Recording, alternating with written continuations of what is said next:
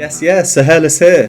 Today we are back with another Patreon request. Thank you to Christopher for this one. This is a performance of a song called I Know Where I've Been from Hairspray, and it is being sung by Newell with the Boston Gay Men's Chorus. It's been some time since I saw Hairspray, a good number of years actually, and I've only seen the more recent version of the film. In the film, it's Queen Latifah who sings this song.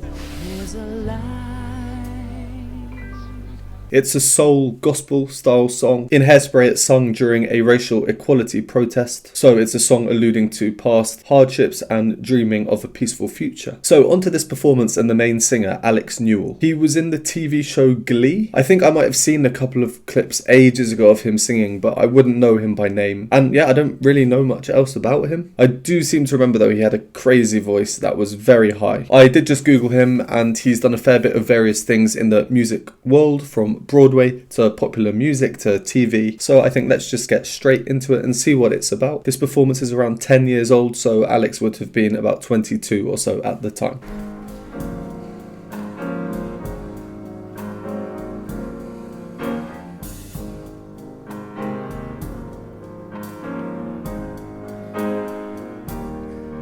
There's a light in the darkness. There's a light as black as my skin. There's a light burning bright, showing me the way. But I know where I've been. There's a cry in the distance. It's a voice that comes from deep within.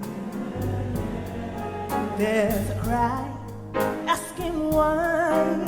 I pray the answers up ahead. 'Cause I know where I've been. There's a road we've been traveling, lost so many on the way, but the riches will be plenty, worth the price we had to pay. There's a dream in the future. Okay, let's stop there. I think that's kind of about halfway through. He's teasing us.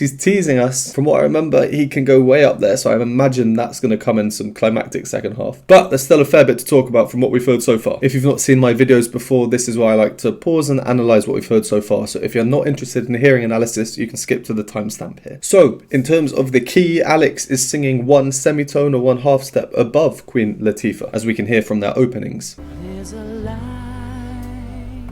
there's a light. So we know Alex means business by doing this, because the higher key you're in, the higher the high notes get. His voice is very, very unique. He has an extremely high chest voice, kind of like Gabriel Enrique does in my video from yesterday, if you saw that. And just like Gabriel, Alex is very easily able to transition seamlessly between the different voice types. Chest voice, head voice, and a blend of the two. In this opening phrase, we see him make this transition. He goes from his chest voice to a blended voice, and then he finishes on a much more head voice dominated blend. There's a light. And he also has this really vibrant high intensity vibrato. What I mean by high intensity is that the vibrations or the wobbles that you hear, they are large. It's almost at the point of sounding that he's consciously alternating between two notes back and forth, just singing them differently. Obviously that isn't the case, it's vibrato. And this vibrato that he has, it really helps him with tuning. It's this style of vibrato which really keeps the pitch afloat, and it's actually kind of erring slightly towards the sharper end of things. So it helps with not singing flat or slightly under the pitch. Let's listen to the last word. See there? And then here on the word light, he's actually singing ever so slightly above the note because of this vibrato that he has that's bringing things up. There's a light burning bright. I like to call it a bright sound, quite typical of the lyrics here. There's a light burning bright. Also, he's really enjoying this more airy voice. We so often see an airy voice implemented by singers towards the start of a performance, because then when we get the more full, powerful sound of a chest voice, especially singing high, that often comes in the second half or towards the end of a performance, usually towards some kind of climax. So that's again what I'm expecting here. We haven't really seen that too much yet. It's this idea of growth throughout a performance. Back to the various voice types he chooses to use when and why and how. So far, he's really opting not to use his full chest voice. For example, this phrase, on showing me the way, you'd expect as he descends that he'd go to his chest voice, but he's sticking with this blended voice of his. And you see how it creates this really light sound. And just before I forget, just a note on the arrangement itself versus in the film. The accompaniment is similar, but I think that the piano in this performance seems a little bit more free, improvisatory. Just to show how they're similar but also different, let's listen to the part again on light burning bright. In this performance, the piano's bass line ascends, whereas in the film it descends and then rises. There's a light burning bright. There's a light. And you probably noticed that in the film version there's a guitar playing the staccato disjointed chords, whereas in this performance it's all the piano. And the most noticeable difference in this first verse is the fact that there's a regular beat compared to in the film, where the beat is quite infrequent in these first parts. Overall, I get the sense that we're keeping things small at the start. It's a reduced texture, so there aren't many instruments playing, and Alex's choice to use a predominantly airy, blendy voice even at the lower notes. And also his stage presence. For a lot of it that we've seen, he's standing very still with his hands kind of clasped across his chest. It's this kind of closed, reserved feeling. Right, so onto the choir. They do have their entry and they come in very, very quietly, very hushed, ooh, but only briefly. They then stop and then Alex continues, just him, the focus very much on him. It's a voice that comes from deep within. I imagine it's a little teaser for us. Shortly after that, Alex did something which really caught my attention. He does this very rapid alternation between notes, not vibrato, actually changing the physical note he's singing. This isn't easy to do, so when I heard it, my exact thoughts were something like, yeah, I'm expecting big things in this performance. Asking why. And I just want to highlight the importance of the other parts that aren't Alex, such as the piano here. For the part I'm about to play, the piano accompaniment, it's accented, disjointed, quite swingy, louder, bass heavy. It's different to what we've been hearing so far. I know where I've been. Alex, we notice, is singing a low part right now, so I can't tell if this piano accompaniment is complimenting Alex or doing the opposite. Either way, I think it's a more pained sound, very fitting for the lyrics being sung at this moment, because I know where I've been. If we find this same part in the film version and compare them, there's no movement in the bass part, it's not disjointed, it's much more of a calm and smooth feel. So that leads into this bit, which is the first real power note we've heard from Alex. There's a road. The energy's been cranked up, but the choir are still very reserved in their singing. They're very hushed oohs again. Alex is belting this G sharp, and he's choosing to use no vibrato. This not only emphasises the contrast between this and the next part of the phrase on the word travelling, which is reserved and back in his blended voice, but it also contrasts the next time he sings the same note in that belted voice of his, which comes afterwards, and this time he grows into it and he decides to use vibrato for the latter stages of the note. And going back to what I was saying earlier about his style of vibrato helping with pitch and not singing flat, that when he starts singing with vibrato there, how I think it kind of rises up. And then just a couple more things before we carry on. There was one bit that stood out. He repeats the word price. The first time he sings it, he switches from his chest voice to his head voice with a clear break in between. There's no sign of a blended voice. Worth the price. The price. Second time round, full chest voice. As we can see, Alex definitely gets a lot of variation in his singing. It's good because it keeps us engaged and it keeps us not knowing what to expect next. It keeps things interesting. Just before we paused, he sung two notes very close to each other in terms of pitch, but they could not be more dissimilar from each other. Let's listen to them. The first one is no vibrato. It's flatter, a raw and rougher sound. The second one is more delicate, head voice, kind of heavy vibrato, lighter, growing into the note. The price we had to pay. There's a dream in the future. There's a struggle battle have yet to win. But there's pride in my heart, 'cause I know where I'm going. Yes, I do. And I know where I've been.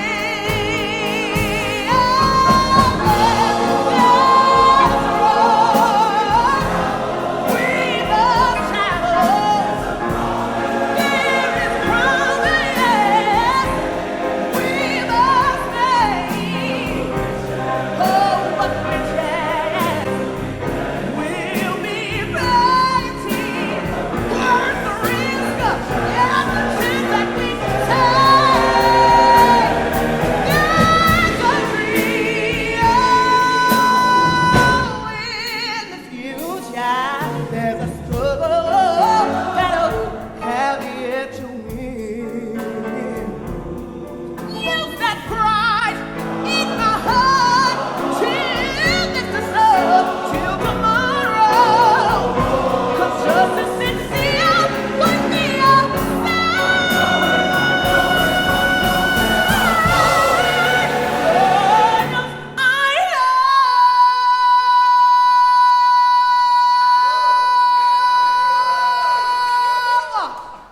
where I've been, where we are, how you think till my night falls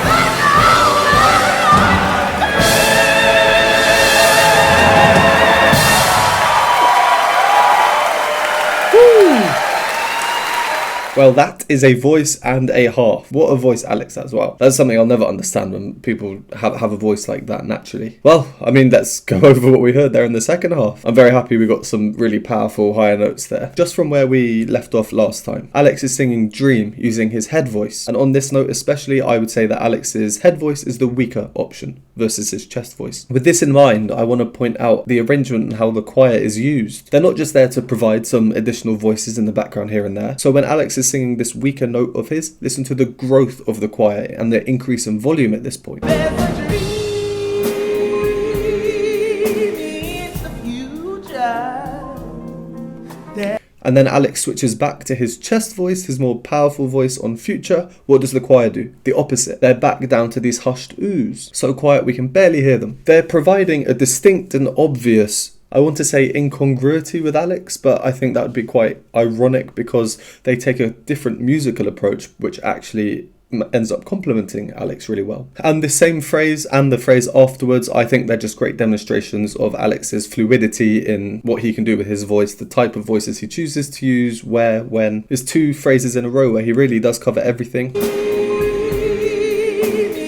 the future, there's a struggle that'll have yet to. And the nice little head voice snatch on we.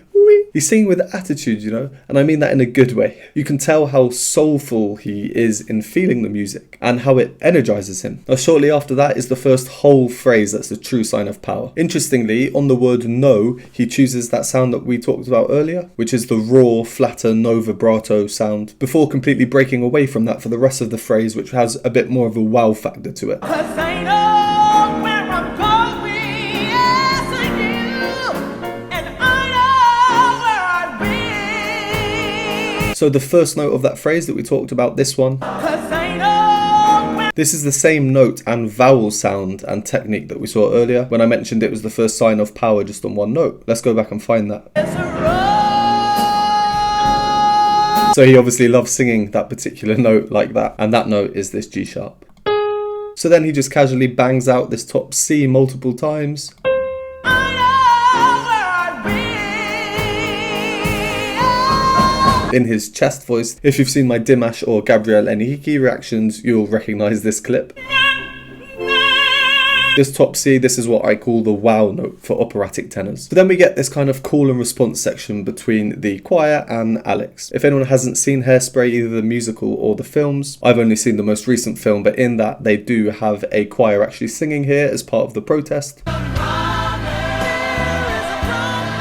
So in this performance, because of the audio quality, I can't exactly make out the exact chord structure that we're hearing, but it does sound the same as the film. Even if there are a couple of differences in voicing here and there, harmonically it's the same. What I was saying about him having attitude earlier, we get that with this growl. It's almost like a bit of sass. This is the build-up to the key change that just happens shortly afterwards. This is done through what's called a cadential 6/4, which in this case simply means that if we have C in the root, then notes 4 and 6 move to notes 3 and 5 respectively. So the chord change sounds like this. And then they modulate a couple more times, and then boom, we have this key change. We're now higher up, more opportunities for Alex to go up there. Which leads into this phrase. I won't go over everything, but I just want to highlight how it's full of variety and change-ups. We get them everywhere. Things to look out for are sustained notes versus short notes, dynamic contrast, so loud versus quiet, the choir singing with Alex versus separately, singing words versus going ooh, these kind of things.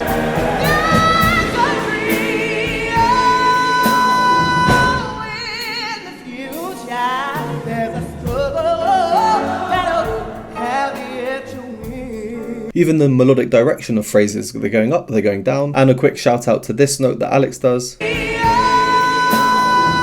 Yeah, sure, he's belting it, but it stands out because it's dissonant. We have this chord of A. He's singing the supertonic note, which just means it's the second note. But he's obviously up here. If you've seen my videos before, you're probably well aware of that term by now. And then the music, it's climaxing towards... Jeez, I mean, he takes a tiny bit of time to kind of really get into that note, but then when he does, that's F sharp, but he's doing it in a blended voice. That means there are elements of his chest voice, of his full voice in there, which really contribute massively to this powerful feeling of it, instead of that kind of sound.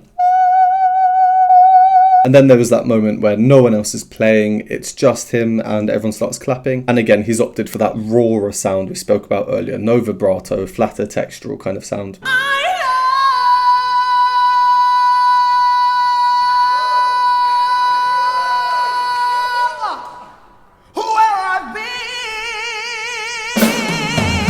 Before doing the complete opposite in the next phrase. And how he starts that phrase, it gets me every time. Yeah, I mean, he has an absurd voice, really. And then ending on this note, this A up here.